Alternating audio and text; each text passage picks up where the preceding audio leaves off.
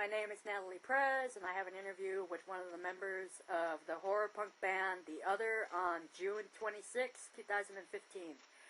First of all, who are you and what do you do in the band?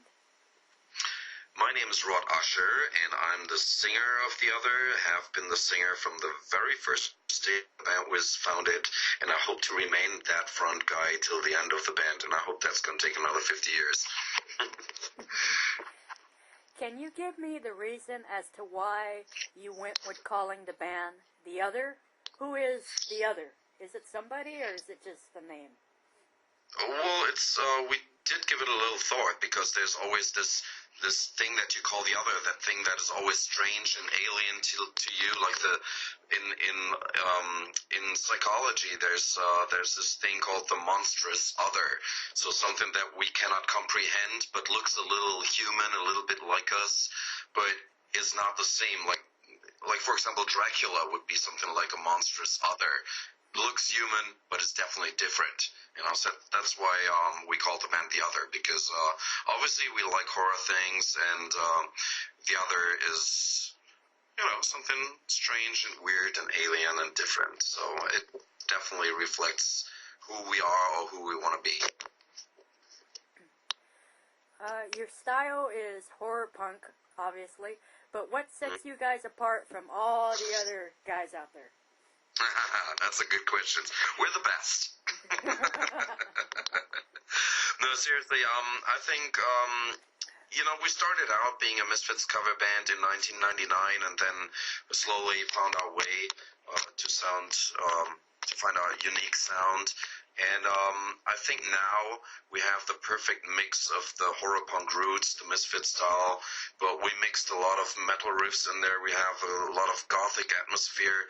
We have some, very doomy, slow songs, but we have punk rock songs.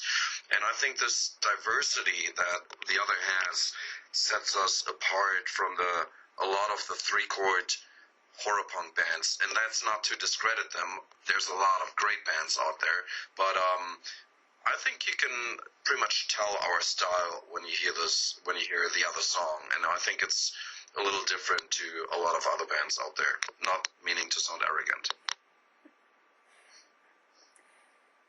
Why horror punk? Oh, that's pretty easy in a way, but I was always a big fan of horror movies since I was 9 years old. Saw my first Hammer Studios movies with Christopher Lee, who just passed away, Peter Cushing, and then came Tarantula and Creature from the Black Lagoon and all that kinds of stuff. You might see this in the background here, Creature from the Black Lagoon, Tarantula.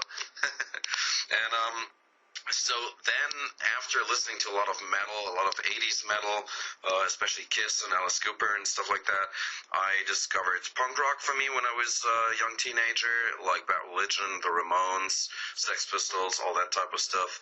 And what I found punk to be was punk was always a rebellion, but it was always discussing things about society that people didn't like to discuss, always mentioning taboo subjects, and that's what horror does as well.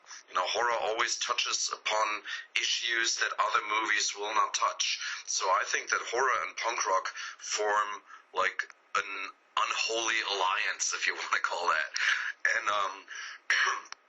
And we love costumes. We love horror. We love dressing up. We love the whole Halloween atmosphere. So it just all came natural from being like a Kiss and Alice Cooper fan, loving horror movies, discovering punk rock, then the Misfits and Danzig, and there you are. You got horror punk. It was just natural. You shot a video for your new single, Dreaming of the Devil. Is that a process you enjoy, and will we be seeing any more videos off the album? And will it be a continuation of the first video, the story? Shooting a video is a lot of fun in the first 2, 3, or 4 hours. When it takes 14 hours, it's not that much fun anymore, I can tell you that. But, we have a good way of dealing with it. We have beer at the shoot.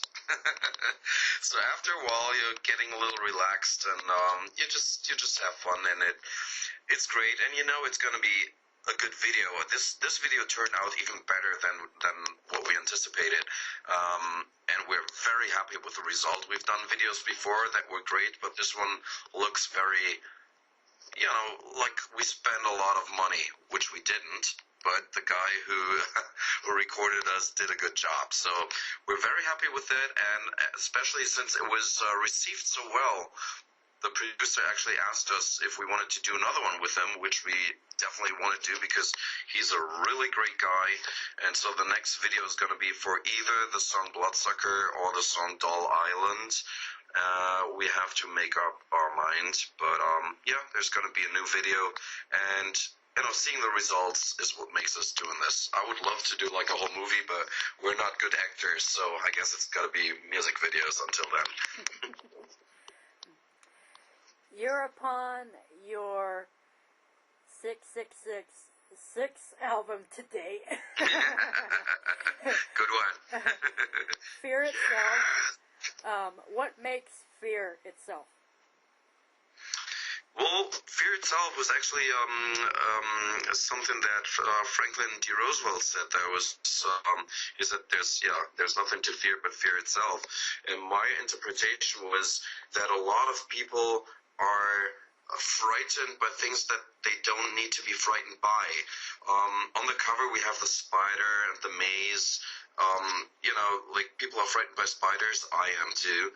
But only one in like 100,000 spiders is actually poisonous. So there's no need to be afraid of spiders. And you will probably always find your way out of a maze.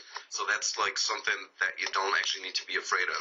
But what actually made me choose this title was there's so many political and fears in society right now about foreigners and strangers and all kinds of things. There's a very, like here in Germany, there's a very bad atmosphere right now with a lot of right-wing tendencies and strangers or people from other countries not being welcome, and because of the fear of the unknown.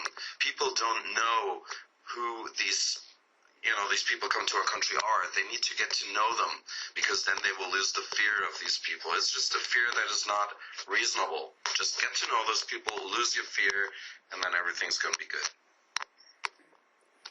Out of all of your releases, you have yet to release material in acoustic format. Will we ever see something like that from you guys?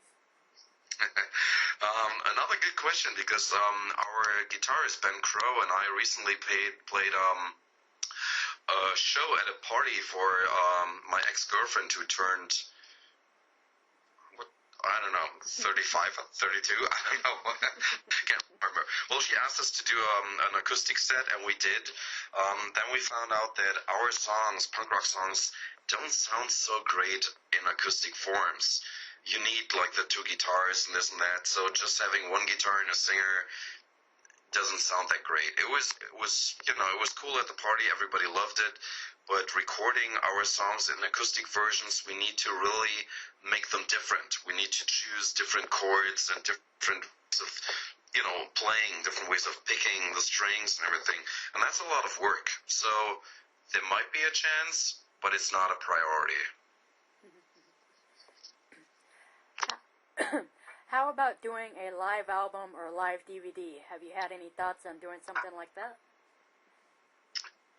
Since I'm a huge Kiss fan, and Kiss Alive is one of the best live albums out there, I'm totally for recording live stuff, but I don't think a live album is really up to date. A DVD would be great, because there's so many live clips of us on the internet, and they all sound like shit because somebody's just holding up a cell phone, and so I would love to record a whole set and have a show. But, having like all the cameras and the camera guys and the sound and this and that, that's going to be very costly. And in the end, we'd rather spend the money on recording a new album than a live DVD. Mm-hmm. So if somebody out there wants to finance a live recording by the other, we'd be happy to do that. Until then, it's a great idea, and we have it in the back of our heads, but it might not happen in the next few months or years. you guys will be touring here in the U.S. next year. How many times? How many times will it make it that you've been out here? Well, this is actually going to be our second time only. We came in 2007 and played only California, Nevada, and Arizona. And this is going to be the second time in a much longer tour, like 3 weeks. We're going to do 14 or 15 dates.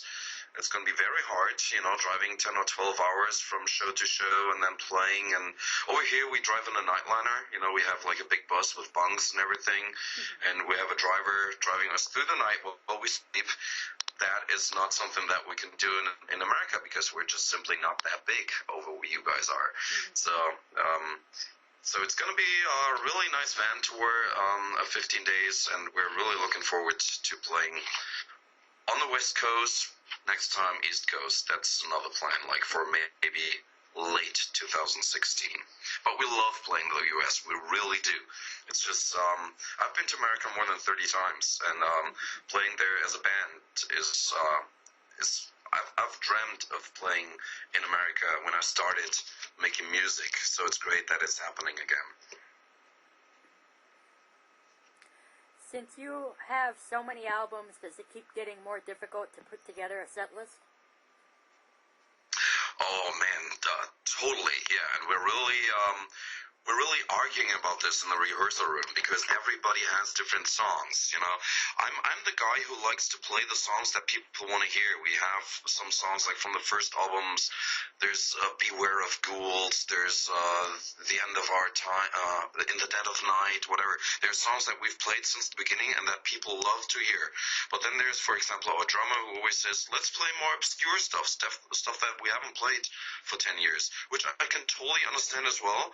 But, if I go see Metallica, Kiss, Slayer, whatever, or the Ramones back then, if I saw the Ramones back then, which I did, I wanted to hear Blitzkrieg Bop and Rockaway Beach, and Sheena's a punk rocker. And if they hadn't played that, I would sad and angry. So, I know what our duty is, and that's playing some of our hits, but we'll mix our new songs in there, but it is getting more and more difficult. Since you do have a lot of albums, have you ever thought about doing the thing that a lot of other bands are doing where they play the album from front to back, or not yet? We've discussed that, but jokingly, because I think that trend started by I don't know what band, and I simply don't like that idea. There's just I don't know what band there is that has an album full of hits, or a band that I would not like to hear other songs by. I would love to hear Kiss play The Elder, and I would love to hear Bad Religion play No Control or Suffer, but I would miss so many other songs. So I'm not a big fan of that idea, even though our celebration of We Are Who We Eat, our second album, is coming up, and we have been giving this some thought, but I'm opposed to it, let's say it that way. So it might not happen. If the other guys decide they want to do it, I'm in. If not, it's all good. What are the plans that you guys have for the rest of this year leading into next year? Our plans are... There's more plans than ever, actually, and we've been around for 13 years, but we've never played that much. We're, as now, we're playing a lot of festivals. We're playing some big festivals here that you wouldn't know, but with bands like Rob Zombie or whatever. Then we're going on tour in October here in Germany with goth legend Christian Death. And Nim Vind from Canada, and Argyle Goolsby, who is the singer from Blitzkid, with his solo project. Then we're playing England in November with a band called I'll Be Damned. We're doing a week there, and then we're coming over to the US in March. And all between that, there's going to be like single shows on the weekends and this and that. There's been promoters asking from Italy and from Poland and whatever.